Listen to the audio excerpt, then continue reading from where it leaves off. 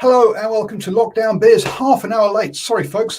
This is things just got a bit busy here in the Driving More Studios, and well, actually, I wasn't here. I was having to pick up my girls for the weekend. So, sorry, I'm running late, folks. But hopefully, some of you will spot it out to come live and come and join me. So, anyway, Lockdown Beers means that's right. Let's pour that beer. So, I'm on the Spates this evening. I don't know what you guys will be having.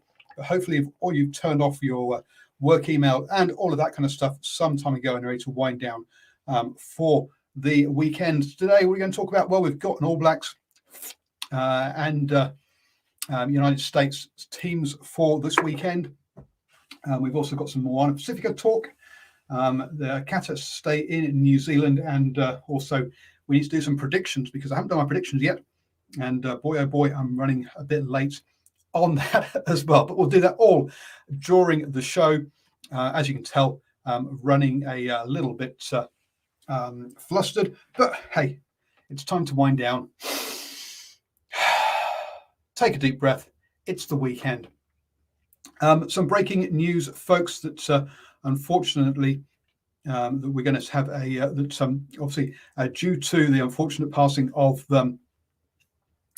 Sean Wainui, that the Bay of Plenty versus Northland game on Sunday has now been postponed, as it was going to clash, as that would clash with the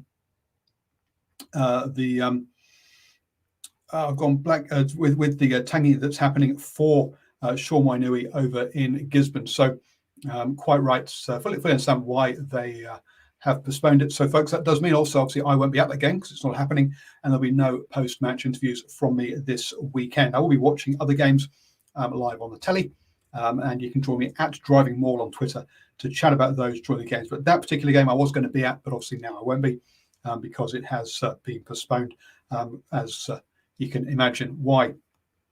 That's I fully understand that, and that's and so we have one less game this weekend, but that clearly is not the important thing.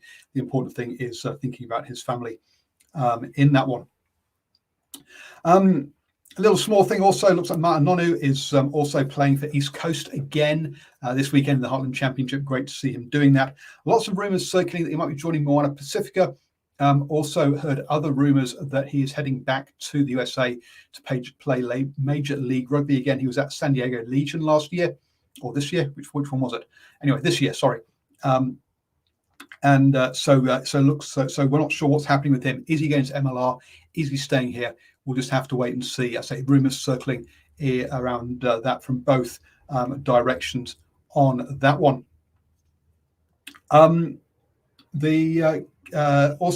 Kata has been given is going to be. Oh, hello. I think I've got someone joining me.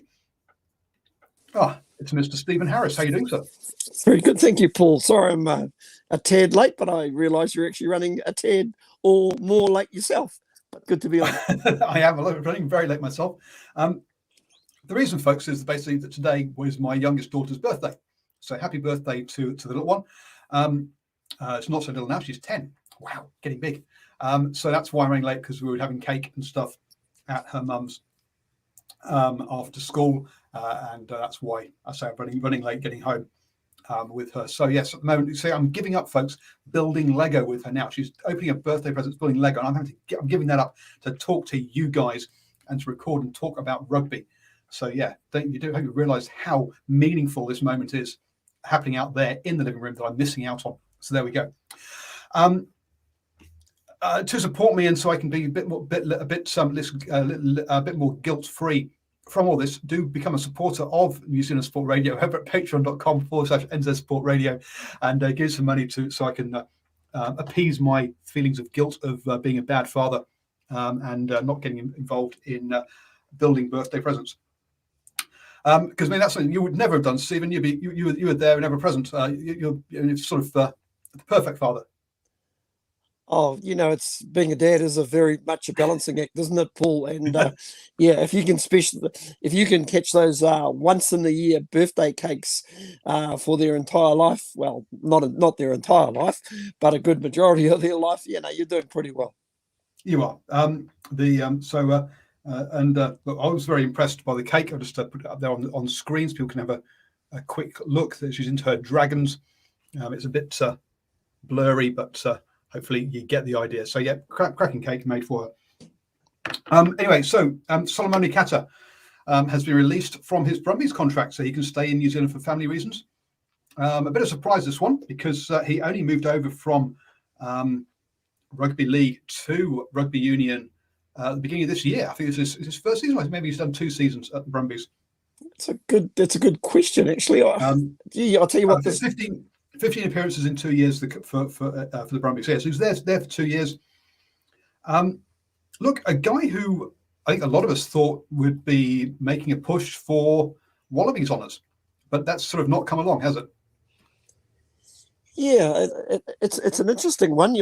Makes you wonder if there's something in there with a certain other Super Rugby team that's kickstarting their way in South Auckland. It does make you wonder a wee bit. And listen, I think we saw flashes of what he was capable of in Super Rugby, but we never really saw that consistency. I don't know if he always held down a first team starting place at the Brumbies as well, Paul. So bit of an ask.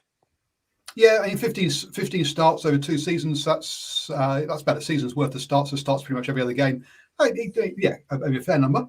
But yeah, you're quite right. Being obviously having represented Tonga in the 13-man code, you could see him very, very much being part of Moana Pasifika team now that he's going to be in New Zealand.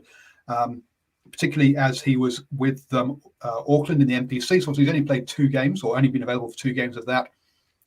So clearly he's based up in the 09, which is where Moana Pasifika are. So yeah, I wouldn't be surprised if we saw him playing for them.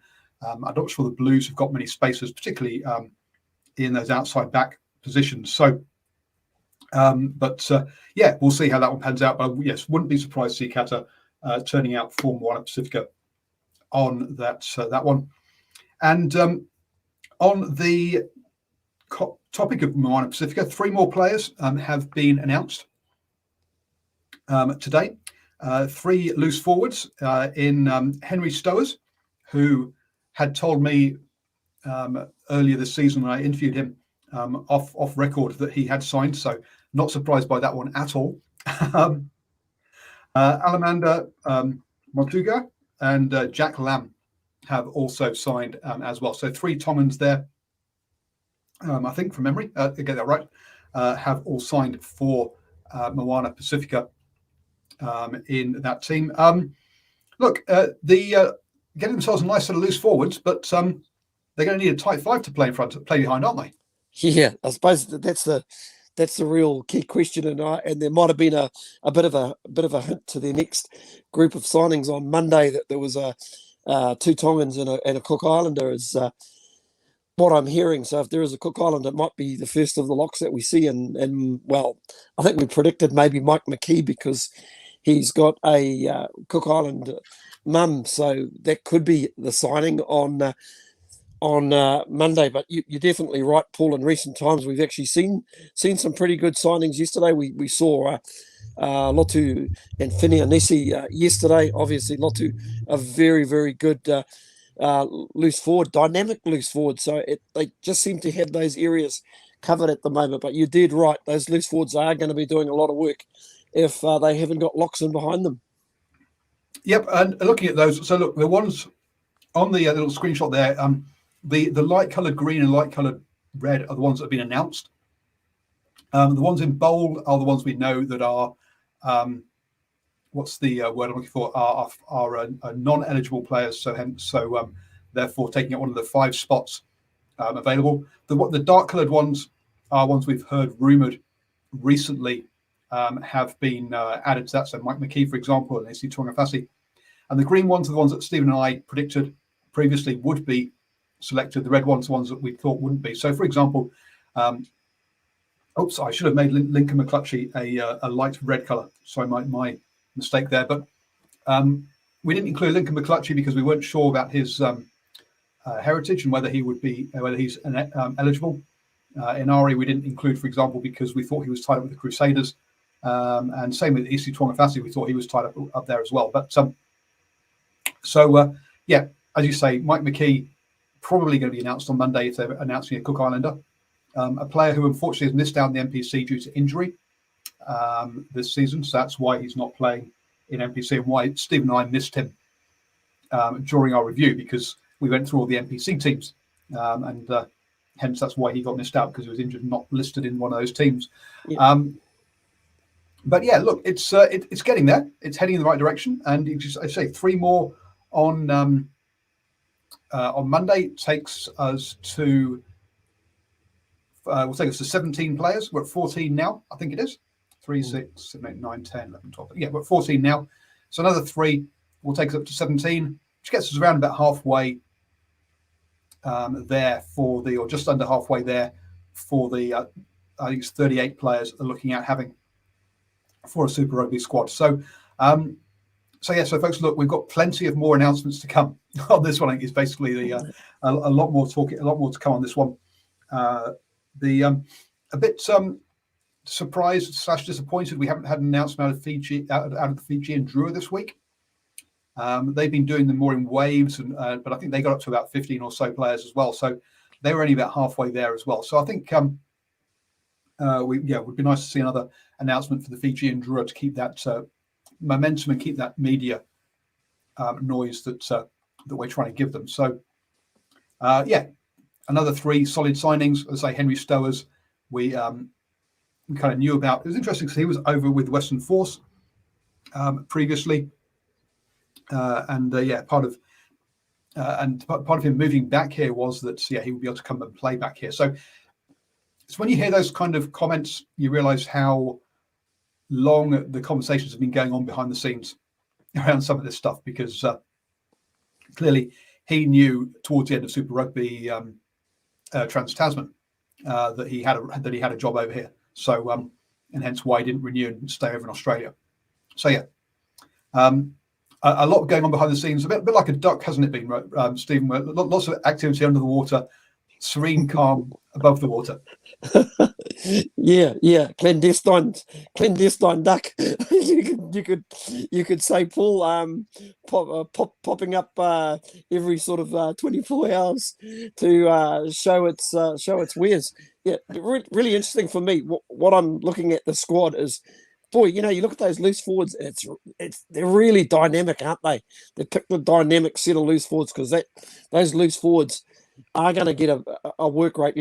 I'm really excited, about especially Lotu Inesi, because he's such a dynamic loose forward. And we shouldn't forget this kid's only 21 years old. So they've got a nice mix of youth, and obviously the likes of Lamb brings a bit more experience. And we've seen also how dynamic Henry Stowers has been playing for Canterbury. He's just got really nice footwork, and Alamanda Motunga is a tough loose forward from counties who will work all day, Paul. So I do like the way that the Moana Pasifika are actually drip feeding these players each day. Initially I thought, oh God, it's the right idea, but what I am noticing on the social network, Paul, is the amount of engagement from the fans. I mean, just to give you an example, Lincoln McClutchy the other day, that had 2,000 likes. Obviously, there's a lot of people around the country who follow Lincoln McClutchy, but fantastic to see that there's this interest every day. People are basically waiting to see if the Facebook site is being updated accordingly, and when they do, boy, they certainly for most of us who've heard a few whispers and rumours about players, but for the uninitiated out there, you can just see there's actually a positive response that's going on. Just a couple of little things I'll actually throw out there. I'm also hearing maybe the boy Danny Tuala from the Hawke's Bay could be possibly signed. Now, if that's the case, that would be a very, very exciting signing for Moana Pasifika. And obviously we've heard about Tavatava Nawai as well. Timosi Tavatava Nawai may be a possible signing. So, boy, I'll tell you what, that this team, if they can get their set piece right, will have a lot of tries in them. Yeah, absolutely. And one of the other things we've been asked about is how authentic is this side. Now, if we look at some of the players that have been signed, then obviously Skopi Kepu, look, he's not going to be eligible for for one of the Pacific Islands, but and Sione Tuipulotu not capped yet. But if we think that Henry Stowers has already got 2 Samoan caps, Jack Lamb has got 35, who have both been selected. Who are the other players in there? Solomoni Funakai again has got at least 1 cap for Tonga, so he is eligible. Alaman Montuga is a Samoan sevens player and also has played for Samoa 15s. Nerai Formai has got 4 caps for Samoa plus a bunch of sevens caps.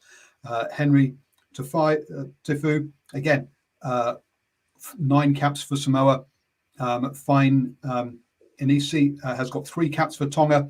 Tomasi Aliosi has got 201 caps for Samoan sevens. So the majority of these players are already capped by Samoa and Tonga.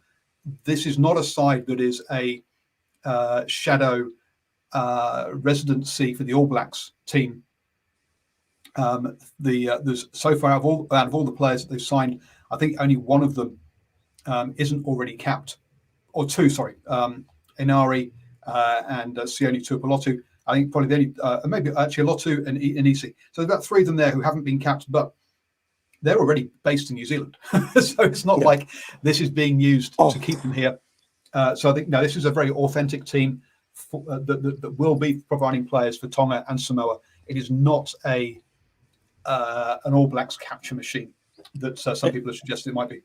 And Paul, given the time that it basically took to get the license, which came through pretty late, what they've actually got to work with in and around players that aren't contracted to New Zealand super teams, I suspect from what we're actually seeing, there was a lot of groundwork that has been going on for a while from the coaches. That there's no question about, because we think back to that Tongan test, and Tautai Kefu was ringing around the week before the game, trying to actually see who was available. Where these guys will have a lot more planning, and I think that that general excitement you get from putting a new side together, that like a lot of these guys will know each other's games.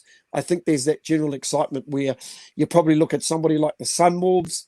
That was always going to be tough when you've already got a top 14 competition, a Japanese top 14 competition up and running. Once again, got all those contracted players, so you've really got to try and get a team that's just competitive from day dot. But I'll tell you what, the more games these guys will get under the belt, the better they get. And I'm super excited.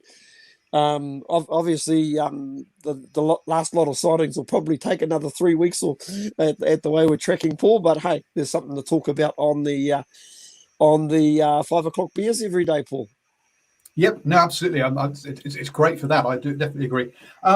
Moving on then, we got the All Blacks and the USA squads now. Interestingly enough, the USA squad, all 23 players playing Major League Rugby. Now, there has been a bit of negativity around this game because the USA don't have access to their European-based players. But look, the USA were never going to get an All Blacks test during a window. Let's be blunt. They're going to be playing teams like England, like Wales. Even the Wales game's out of window. So Italy, Ireland, and France are the in window games, and they're always going to be playing tier 1 games in those window games. So the only way that USA are going to get an All Blacks test is if it's out of window.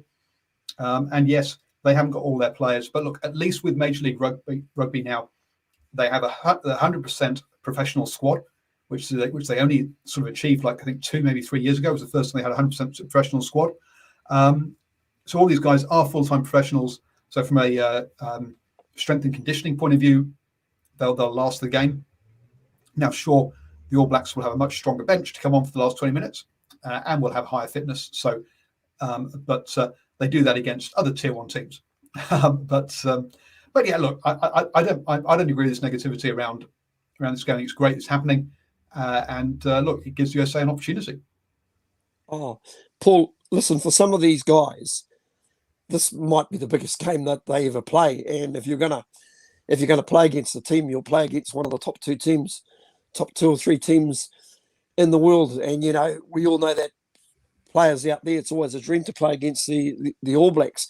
For the Eagles, I think if they can keep the score under 50, it'll probably be a little bit of a victory for them, given the personnel that, like you say, what they're dealing with. But I think if they go out there and stick to their systems, more importantly, and do what they do well, as opposed to going out and let's go and throw the ball around against the All Blacks. No, you don't want to do that. You really want to try and hold the ball for long periods. And if you can create a bit of pressure by holding the ball and getting a little bit of field position, I'm not saying you're going to score points, but I think it might be a case of keeping collateral damage down to a minimum.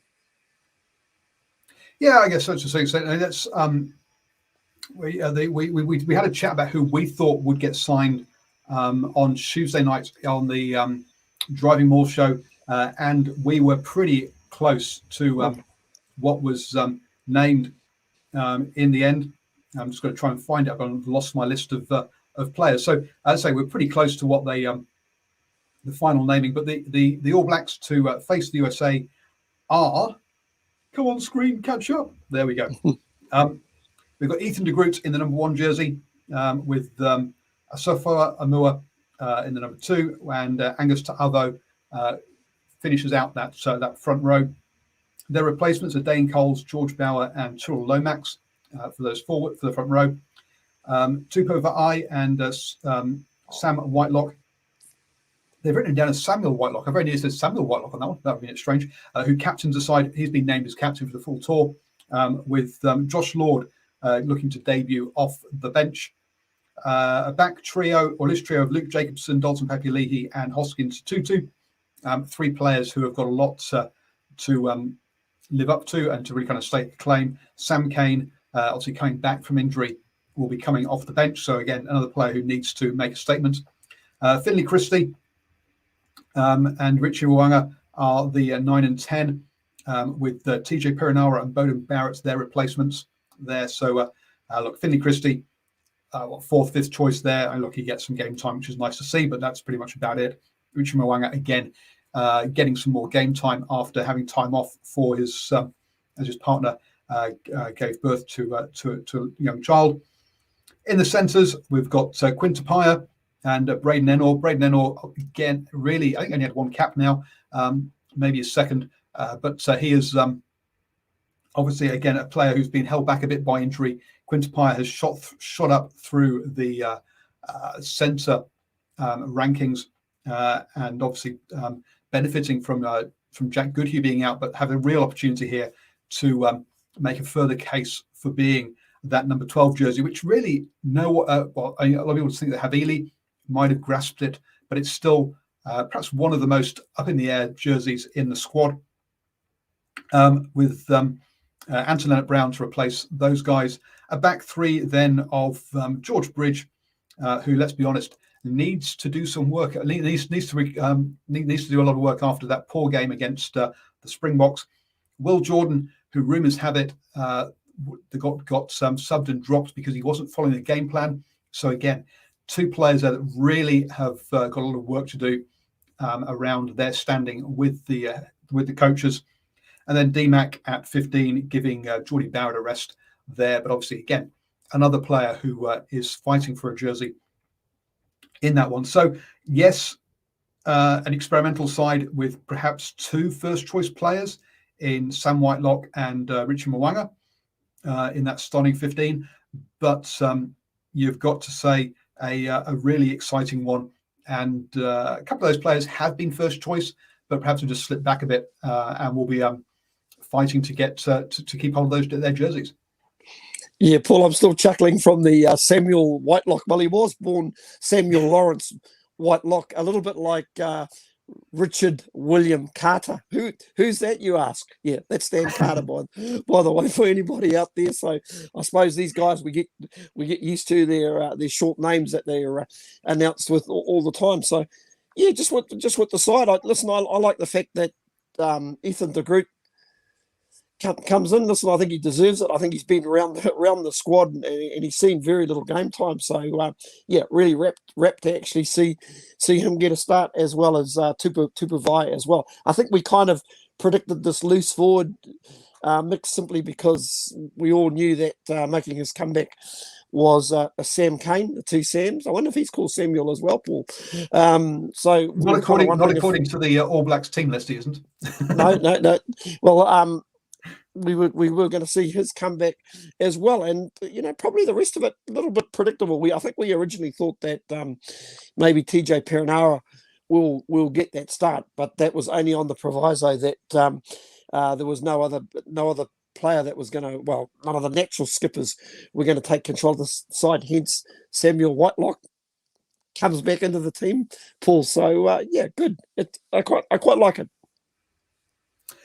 Yeah, I mean, look, I actually know Sam Cane is apparently Samuel Jordan Cane. There we go. So funny that it gets put as Samuel Whitelock, but Sam Cane. I don't know that one. And I'll be honest, I had no idea what TJ stood for. You know what TJ stands for? I'll have to Google that as well. But I can tell you, my born name was Stephen John Harris, but everybody calls me Steve, just for the record. Well, apart from me, I'll call you Stephen, which is so perhaps I'm the odd one out. But anyway, yeah. So I've no idea how TJ came out, because it's Thomas Tekanapu Rawakata Perenara. So I don't know where the J comes from, but there we go. As I say, everyone calls him TJ. So there we go. So as I say, yeah, good side. Obviously, we're expecting the All Blacks to win, and handsomely. So we'll have we'll see that game on Sunday morning, which will be our only game on Sunday, obviously because of the postponement of the Bay of Plenty versus Northland game.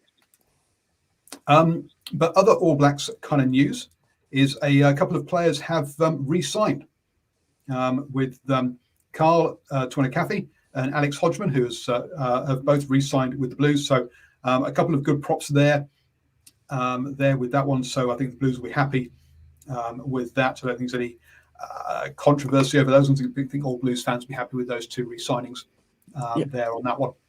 Yeah, I'd go along with you there, Paul. I've also caught wind that they've signed New Zealand under-20s prop Joshua Fusitua, who's the younger brother of New Zealand warrior David Fusitua. Now, this kid's highly ranked, but it probably wouldn't be a bad sort of time to introduce a young prop. I'm assuming Nepo Lalala and Ofa Tuangafasi have been re-signed, but it also makes me wonder, has the likes of maybe James Lay been left out? We all saw James Lay in a moon boot at the beginning of the Auckland NPC season. So, once again, that leads to speculation that maybe the Lay brothers have signed with MP as well, Paul. Yeah, I'd expect James and Jordan Lay to both sign with Moana Pasifika, but we'll see how that one pans out. The Jordan Lay obviously was played previously. Well, both of them Samoan internationals. Jordan played with Edinburgh, Bristol, and Ospreys, and James was with the Blues last year or this year. Right then, let's get into some predictions. Obviously, on the international side, All Blacks versus the USA. That's going to be an All Blacks win, as you said. USA will be happy to keep that under 50. The Wallabies versus Japan. Look, Japan hasn't had much rugby recently. Hasn't been great. Great form from them. So I think we're backing the Wallabies to win that one as well, probably by about 10 points or so. Who, remember, the Wallabies have only lost one game against non-All Black opposition under Dave Rennie. So some cracking form by them going into those two games. But there's a lot of other rugby going on that I need to do some predictions for. Today we have Otago versus Canterbury. Look, Canterbury not on a great run of form. That doesn't come up and show very well, does it? And that one, so I need to resize my screen. As you can see there, all their wins have just been by 3 or 1 points. Southland, Waikato, Manawa 2. Whereas if we and Otago similarly not had some great form. Got their win over Northland recently, but Southland were the only other team they've beaten. To the sides at the bottom there.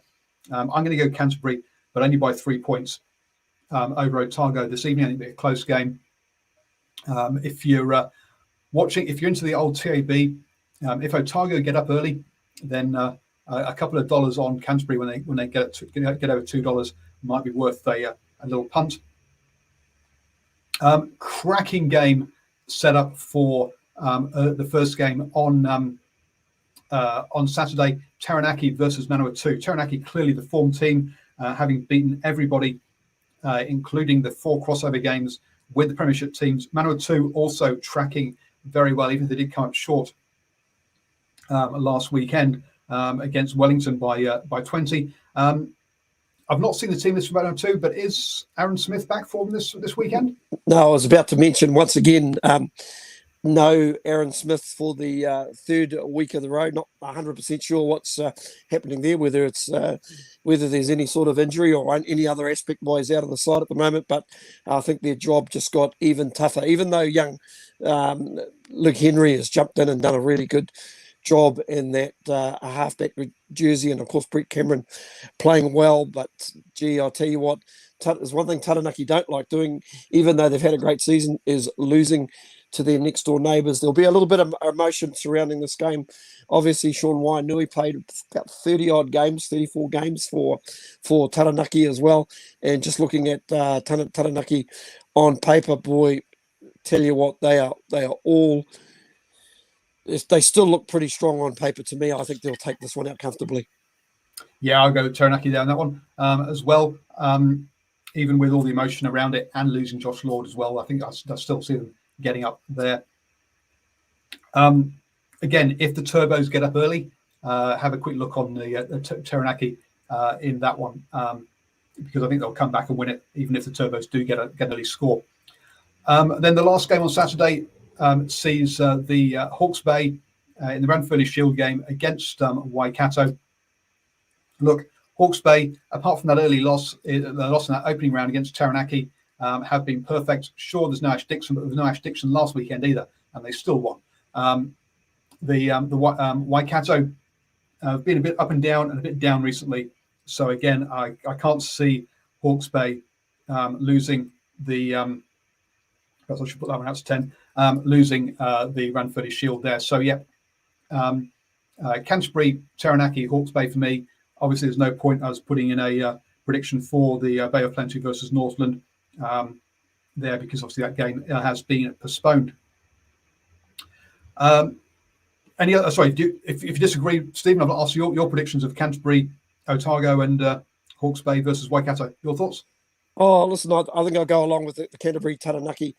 Pretty straightforward to me. Obviously, probably the non game between Southland and Wellington probably not worth talking about, but I think that'll be a hit out for what it's worth. It'll still be I think Wellington will be a little bit too strong for Southland, but maybe a good opportunity for Southland just to regain a little bit of confidence as well, having gone down in their last 2 games. But the Waikato Hawke's Bay game, boy, game of the weekend. Interesting selection at fullback, former Hawke's Bay man Ryan Tongia starting at fullback for Waikato.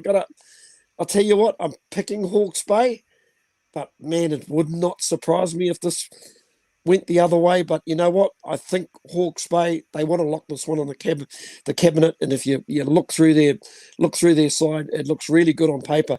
And boy, they've got some, plenty to come off the bench as well, with Josh Kiefer, Gareth Evans, and that loose forward trio that they've got at the moment of Mickey Early, 2 Flanders, and the veteran Brendan O'Connor playing amazing rugby. And Jeff Cridge is a player I just want to quickly highlight in this Magpie side. I think he's been absolutely fantastic, and he must be pushing hard for a super contract with his form this year. So I'll go for Hawke's Bay, because it might get back to my nephew that I picked the opposition team.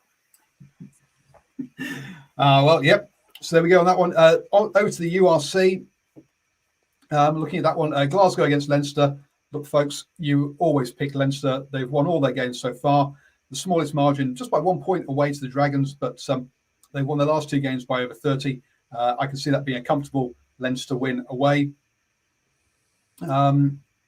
Scarlets versus Benetton. Benetton doing pretty good, but have lost their last 2. Scarlets really their only win so far over the Lions. But look, Leinster and Munster not being easy opposition, so I'm a bit. I think this one could be close, but I reckon Scarlets will pick that one up. Edinburgh should get up over Zebre, but look, they don't travel well, and I think Zebre will keep that one close. Cardiff should beat the Dragons. Look, these derby games though are a bit hard to call, especially as the Welsh players are missing for these games, Welsh internationals, because of the All Blacks, or because the international window coming up in the All Blacks game. They're already missing this one. So whilst I'm going Cardiff, because the Dragons are missing pretty much their entire, or losing a lot of forwards in particular, so I think they're going to struggle there. Connacht, Ulster, as you can see, Ulster 4 wins from 4. You've got to give them the nod, even though Connacht at home are a nasty team. Then Ospreys, Munster, as we already said, Ospreys missing their internationals. Munster 4 wins from 4, comfortable away win on that one. Your thoughts? Any differences to those? Yeah, no, I can't disagree. Like you say, when you get derbies and you've got international players missing, it's almost like you're throwing a dart at a dartboard, Paul. Yes. Yeah, Ulster Connacht, boy, yeah, maybe a case of going for the home teams. Be a big ask of Zebri, but they're quite capable of knocking over Edinburgh at home. But boy, sitting on the bottom of the table, plenty for them to play for. I hope they can get the job done just to see them get off the table, but I don't think they will. Yeah, look, I think it's going to be 4 close games plus a Munster and a Leinster win, essentially. is how we're going with that one. Over in the Premiership, and Saints have dropped a game, but look, they're up against Worcester Warriors, who have lost their last 4. So looking at Saints comfortably at home. Exeter, after a rough start to the season with 2 losses and 3 wins on the bounce against London Irish, who haven't won yet. That's going to be a big, comfortable win for Exeter. Gloucester against Falcons. That should be a cracking game there between those two. I'm just going to go with home side, but narrowly. Bath, well, they lost by 70-odd points at the weekend. They're up against the champions in Harlequins. Yeah, I think we'll back Quins by a couple of scores. Tigers 5 from 5. So you've got to say again, they're rolling well, but up against a decent Sharks outfit. And then Saracens with that 70-odd point win. If we look at the Wasps games, their wins have been at home. Now, true, they beat Saints, who were going well, but it wasn't by a big margin. Saracens seem to have got into their stride now, and so I'm backing them by the home win. So I think quite a few big wins for home teams in this one, Stephen, except for perhaps that Gloucester Newcastle game. Yeah, I have to go along with you as well. I mean, say Newcastle got a very big win last weekend, and Harlequin surprisingly went down last weekend, and that was a bit of a surprise to Sale. And I think Bristol can be lucky. They'll probably be thankful they've just got a bye this weekend, Paul, because I think basically looking through their squad, I had a quick look through their squad from last week's game, and it appears to me there's a lot of key guys missing in that Bristol side at the moment. Charles Piatot, you can see Stephen Luatua not playing. We've also got Chris Vui not playing. You can't, if you haven't got depth, you're going to struggle Paul, it's as simple as that. But I think you've pretty much called it. I think most of those results will basically fall the way they go. Newcastle Gloucester game, probably the closest game to me. I hope the very last game would be a good game as well. Saracens and Wasps, because those two appear to have really, really good squads. Yep. Moving on then to the top 14 over in France. Look, this is one way you go with the home side unless you can see something that jumps out at you. So clearly, Clermont starting to get into the swing of things against Pau. Biarritz, look, had a good start. Obviously, just one of the promoted teams picking up those 2 wins. A lot of losses since then, but up against Brive, a team that does not travel well, 0 from 3 on the road. So I'll give Biarritz the nod there.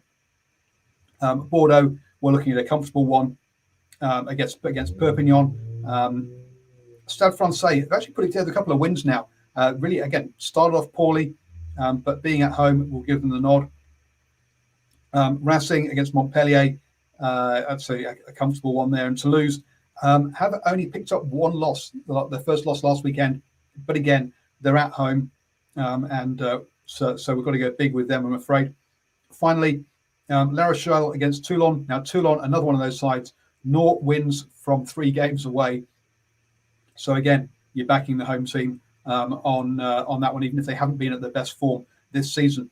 And so, yeah, I think this will be a weekend of all home wins in the French top 14.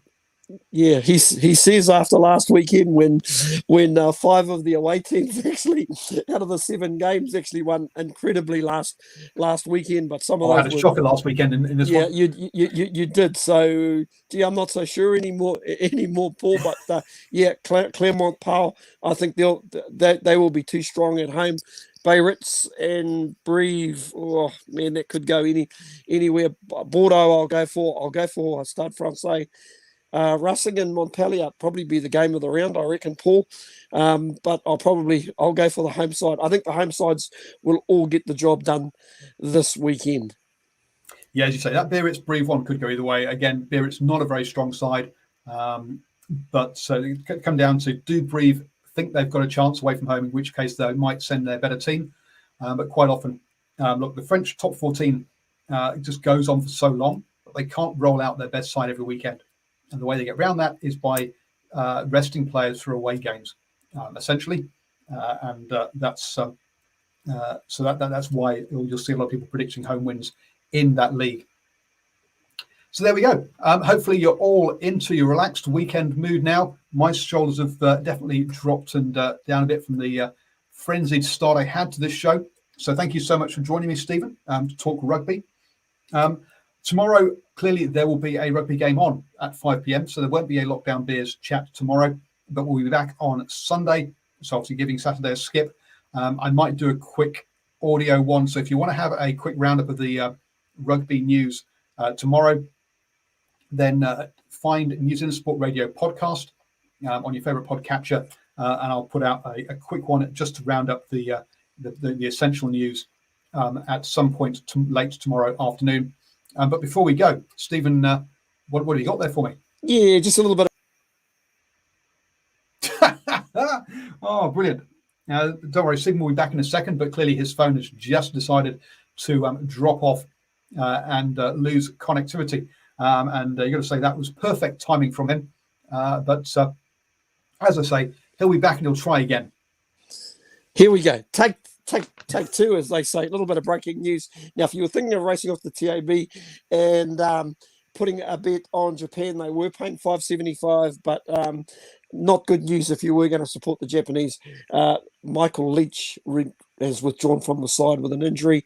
Not saying what it is at the moment, but I'd probably say those odds have just stretched out that little bit further without Michael Leach, their inspirational skipper.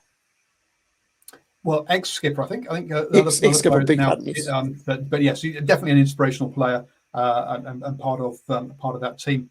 So yeah, real shame that he isn't available this weekend. So I'd say do join me at Driving More during live games this weekend. The first one of those is only 45 minutes away. So folks, grab some dinner and grab a beer and get ready for that game.